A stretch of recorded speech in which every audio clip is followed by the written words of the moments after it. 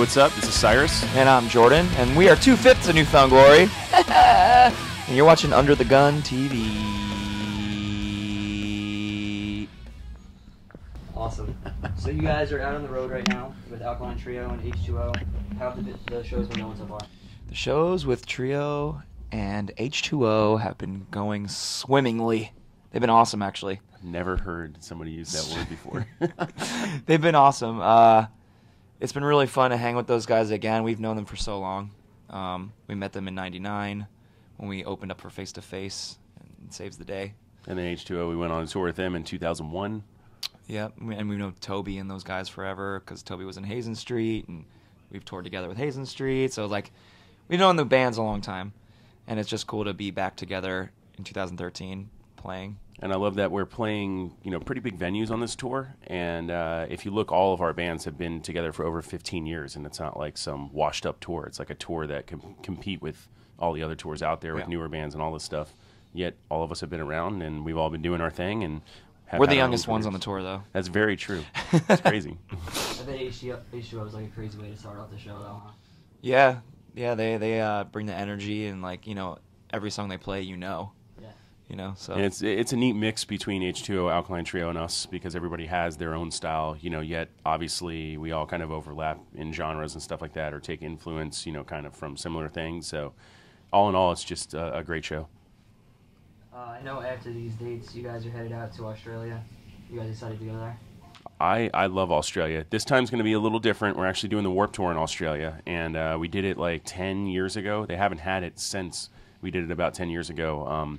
But we go over there and we do festivals and club shows and all this stuff. Warped Tour will be interesting. It's an eclectic group of bands, and we just got word the other day that I think we're going to travel around Australia in coaches. And, that means bus, but not tour bus like you would think here in the States, like literally Greyhound-style coaches driving all around the country. So usually you fly between cities because there's no real freeways or anything, and it's lots of outback is what they call, or the bush. And big bush. Yeah, so we're going to be, all the bands are just going to pile in a bunch of Greyhound sort of buses and just drive to each city. But it'll be cool. And December here in New York is cold, and December in Australia is complete opposite in summer, so I'm excited for that. Yeah. You guys going to hit up the zoo again, go see the kangaroos like you did back in the day? We'll see. We're spending a couple days off in Sydney, so I think this time we're going to probably explore Sydney a lot more than we ever have. Yeah, I'm going to scale the Opera House, I think. There you go. Because you can do that. It looks kind of cool. You can climb over it. So, Kill It Live. This came out. The CD came out great. How did recording those shows live go? You were in California, right? Yeah. We recorded the Kill It Live record at this venue called Chain Reaction. It's in Orange County. It's been there forever. I mean, lots of bands got their start there. We played some of our first shows in Orange County in Southern California at that venue. Mm-hmm. I remember doing shows. It was all drive-through bands, or just we did a show where we opened up for ourselves as a secret, and did a secret show, and we've done so much stuff there, and we just thought it would be really cool to do it there. So we did 2 nights there, and it only holds maybe 300 people. Right? Yeah, it was exactly the kind of shows that we wanted, totally overpacked and sweaty, and every kid in there was a super Newfound fan, so they were singing every word. We really wanted to capture that on record, because we could have easily just did it at a big place and made it a live record, and that's it. But we really wanted to get the crowd, so you could hear everybody, and actually feel like you're there. Yep. Plus, there's 3 new songs on there, too. I was just about to say that. Yeah, because people are like, oh, why would I need a live record? I have all these songs. Well, that's why. There's 3 new songs. Yes. Studio recorded. I was going to follow up with that. Did you have those songs recorded and you're just throw it on this record, or did you go out of your way to write some new songs? Yeah, we went out of, well, I wouldn't say out of our way, but we went down the street to a studio. Yeah. We deliberately wrote 3 new songs, and with the intent of putting it on this album. Yeah, well, we had ideas for the songs floating around, and it's okay, so what do? Do you, put out just a release with 3 songs? Do you try to quickly write 9 more songs or 7 more songs and make a record out of it? Or wait, we haven't released a live record yet. We can easily do a live record. It's a great time to do one. And then why don't you just combine the 2? Because now you get a live record and you get this added bonus of the 3 songs. My only regret, though, is I wish I would have shaved if I knew I was going to be on the cover of the record. Yeah. one of the new songs, Connect the Dots, you just put out a video for that. Can you tell me about how that concept came together, and was it fun shooting that video? Yeah, it was really fun shooting that video. I mean, it was a lot of work. We were in La Mirada, California, and it was about 102 degrees. It was very hot that day. And at a high school football field. And yeah, it was really fun to not have to perform, because every video we've ever done is us playing, and people have seen us a billion times, so they know what we do when we play. So we wanted to just kind of shoot a video that shows a story, and kind of, because sometimes it's hard to shoot a video and like really explain what the lyrics are about. But I think with this one, I think it kind of came out, with using the flowers and trying to connect to the girl at the end zone and Connecting the dots. Yes, and having your friends and people like fight for you along the way. But it was awesome because it was awesome because this video, we shot a lot of it with that like slow-mo effect. And so, when we were shooting the video, obviously we're not athletes, we're not really football players. The guys on the other team, a lot of them are actually athletes and stuff like that. But if we would have taken crazy full contact hits, we probably wouldn't have survived that day. But the slow-mo makes everything look epic, like super epic. And like Jordan said, it was fun. It was a lot of hard work, but in the end, I think it's a great video. It's definitely different for us, and it's epic, funny, yet also definitely serves its purpose. There are some parts in that video though where I wish that, because I was getting my ass kicked. You definitely were. And like, there's some stuff that we had so much that we couldn't put it all in, but there were some moments like when Justin picked me up and slammed me down. He slammed me down on like some sort of rock or something that was in the middle of the field, because like I totally almost like went paralyzed from the legs, from the waist down. Usually in videos, especially when we have to perform, I'm sure Jordan knows this too, but being the drummer, it's like even if they're only showing a shot of like Jordan singing, I'm always in the background, so I have to play every single scene. Even if you barely see me, I'm just a blur. While the other guys are like taking a break. This video, I feel bad because you being the singer, it's like you pretty much had to be in every shot. So there were so many times when like me and maybe Chad or Steve, we get to be on the side of the field just hanging out while he's taking hit after hit after hit, or we know the camera's not on us, so so it's like they call action and you kind of just pretend, because they're not even really watching you, they're watching him, and he's got to get creamed over and over and do like 12 takes of it. So Radio Surgery came out in 2011. You just put out the Kill It Live album. I know you guys did a tour for the self-titled with Saves a Day, and then you toured for Sticks and Stones. So we've got 2014 coming up. Is there a Catalyst tour going to happen? Are you going to put a new record out? What's your thoughts? Well, 2014 isn't here yet, and Kill It Live just came out. So, I mean, these are all things that we've not really talked about, but the ideas have maybe started to be thrown around, but, we'll definitely see. So far in 2014, we really don't have anything except for the Parahoy cruise planned. And then we'll see what happens, because Catalyst, yes, it will be 10 years old in 2014. We do have a lot of we're working on some really fun, cool things for our fans. So yeah, we'll definitely stay busy in 2014, and I guarantee you, sometime in the year we'll get in the studio. It probably won't be January, but it'll be sometime. And we're going on hiatus, man. Oh, you did it! You did it. That's gonna come back to bite you. I'm just kidding. That was like a whole big ordeal when I never even said that. Yeah. But anyway. But like, we never really take breaks, It may be a month because we're waiting to go tour again or something like that. But we are always trying to put things out or just do different things or play different shows, so that we're kind of always there. Yeah. Jordan, can you tell me a little bit about your tattooing? Yeah. What do you want to know? When did you start? Do you actively tattoo? What's that? Are you actively tattooing? Yeah. I've been tattooing. I apprenticed. Last year, I was an apprentice under Ian White, and I helped him open his shop in Nashville. So I was in Nashville all last year, and I've always been I've been getting tattooed since I was 18, and I've always had an interest in it. And I've always been artistic. I've always drawn and things like that. And everyone was always like, "Man, it would be awesome to get your drawings as tattoos, right?" So I was like, got me thinking, and I was friends with Ian, and we talked, and it just became into this thing where he's like, "Yeah, man. Move to Nashville. I'm opening up a new place. You can help me open the shop, and I'll teach you." So that's how it kind of started, and now I'm back in San Diego where I live, and I'm out there tattooing. I brought my stuff on tour with me too, so I'm gonna tattoo a bunch of band dudes and stuff. But that's pretty much it right now. Yep. Jordan, have you ever found Blanco Meow? Yeah. Yeah. Yes, Blanco Meow was Steve's cat growing up. The secret is the out. The secret is out. And Blanco died. He passed away. But he was a little tiny kitty. He's a little white kitty I love so much. Jordan, would you think Cyrus is still the new guy? No. I don't. Nah. That's nice. He doesn't really mean that. I am the new guy. No, I I'll mean, always be the new guy. Look, we had a different drummer for a 5-song EP in 1997, and for like our first 2 shows. Yep. But Wikipedia has now immortalized it. It's not just the DVD. So you go on Wikipedia and it says the new guy. I need to edit Good old that. wiki. Does Ian still hold the title of pimp, and does he have any modern day pop star obsessions?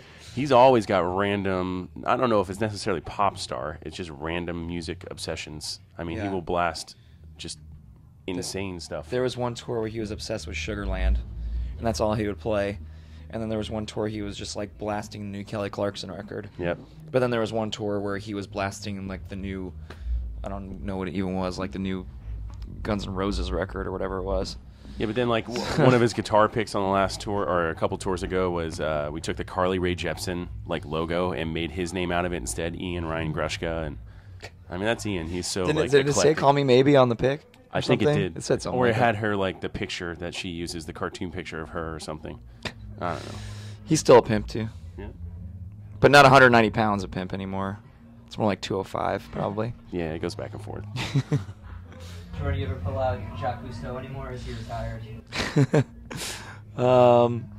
Yeah, I haven't really pulled that one out in a while.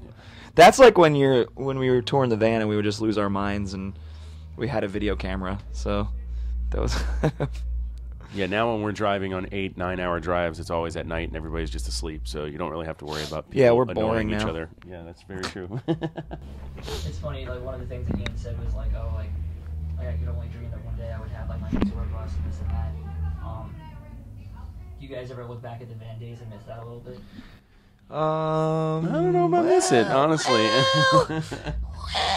You know, a couple years ago we did this tour with Dashboard, and it was like a special kind of thing where we played acoustic, so we actually did take a van. And, you know, having things like that, luckily it wasn't this really long tour, and the routing... It was fun. It was like 2 weeks, and Yeah. all the drives were short. And But, you know, seeing something like that, it's like, so you can't really go crazy or get too upset with each other. But for somebody like me, that definitely just makes you appreciate the bus even more.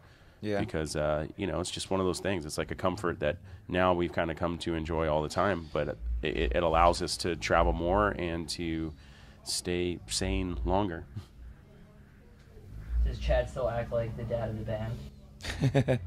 He's calmed down a lot. Yeah. He's got you know, it's cool now because we all kind of have our own like things besides, you know, like every minute focusing on like, okay, what's the next song we have to write, or like what's the next thing. Like we all have, you know, our own things going on. So everyone's kind of, when we're on tour, it's like, you know, I think it's a lot more fun on tour now than it was. You know, it was fun then too, but we were touring 10 months out of the year. Where now it's like, you know, we do a couple of U.S. tours, do some overseas stuff, and it's like, it makes it fun to not have to, you know, be on it all day, all night, 24/7. Yep. So Cyrus, what else do you have anything that you do on the side? I know like Chad's got What's Eating Gilbert, you know, he tattoos. What do you got anything to do? Well, actually, this past year, I moved from Florida to L.A., and one of the first things I did was Chad asked me to play drums in What's Eating Gilbert because he was going on tour, you know, playing shows for the first time with that band. So I've done some tours with him with What's Eating Gilbert. I also have an interest in recording and producing, and so I randomly do some stuff like that and hope to get a little more active in that. And other than that, I mean, there's been a lot of changes for me in the last kind of year because I did move from Florida to L.A. Now I'm moving to San Diego, right near where Jordan lives. Just got married, and so there's lots of things happening. But like Jordan said, it doesn't really matter exactly what we do. All of us have been able to kind of grow into our own you know, people and have our own things on the side. And even when we're on the road, just have our own routines that we do, and it's made it even easier for us to be on tour and to you know, just kind of do what you want to do and enjoy what you do. You joined the band in 1997, and you've been the same lineup this whole time, which doesn't happen that much. Yeah. What's kept you guys together? I think one of the biggest things is that, we don't allow each other to like get a big head or any of that stuff. Like we're very much, we're like brothers in this. And I think it's great that all of us can look back onto where we came from. Because when I joined the band in 97, we were still just a local band.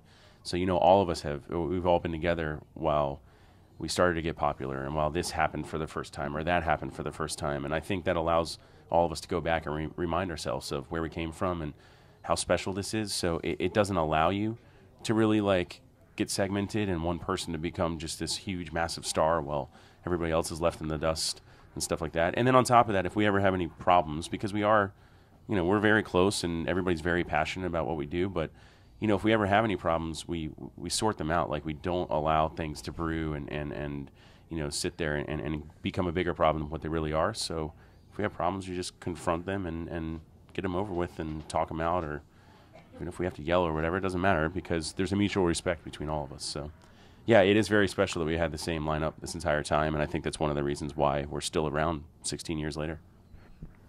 The show that you had mentioned earlier is like some crazy lineup, like Finch and Further Seems Forever and this and that.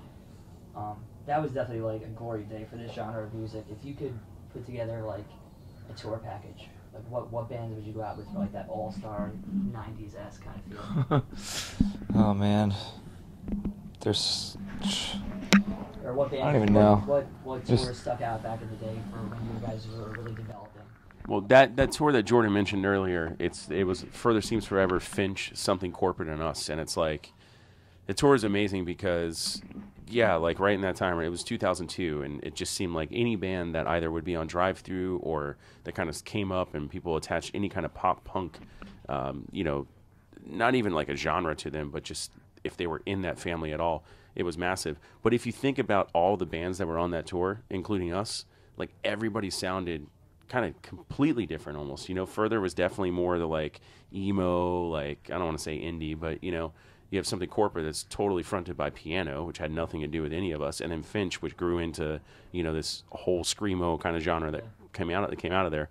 But every fan at that show like knew all the bands, knew all the songs, and was so excited to be there. So I definitely look back to a tour like that as being one of those great kind of moments for us. Even when us and Trio toured together for the first time, it was us and Alkaline Trio opening and Saves the Day and Face to Face headlining. Yeah, Face to Face was headlining, and that was pretty awesome.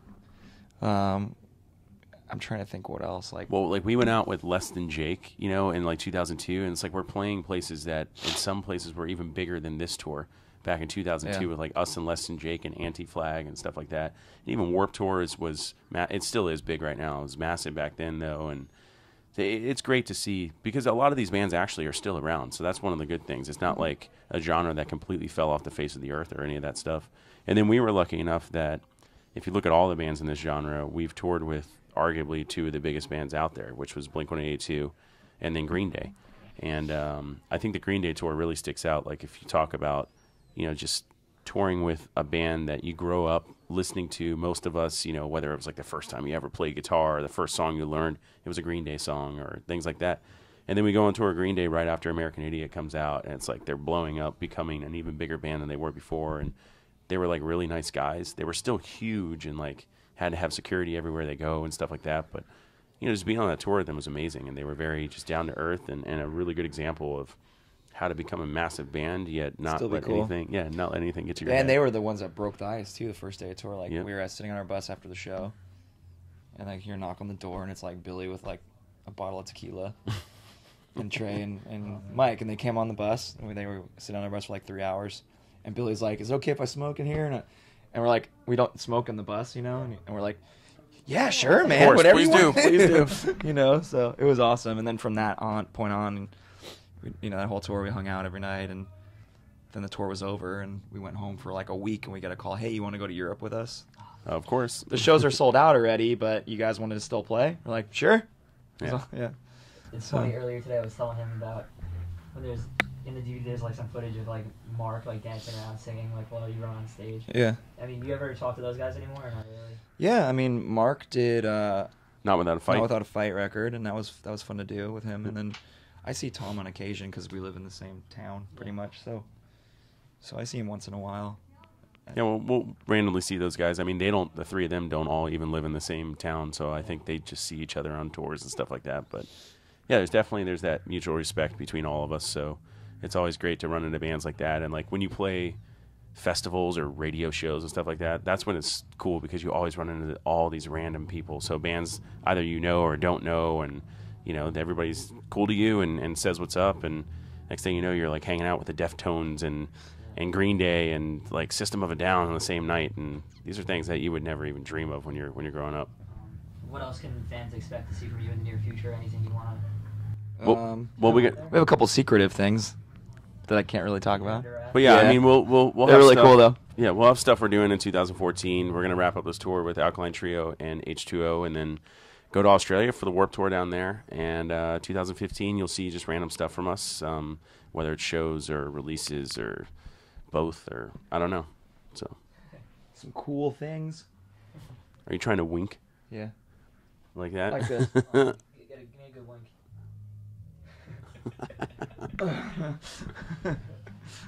Yeah, we're working on some cool stuff. So. Yeah. Hey, I'm Jordan. And I'm Cyrus, and we're in Newfound Glory. And thank you very much for watching Under the Gun TV. Yes.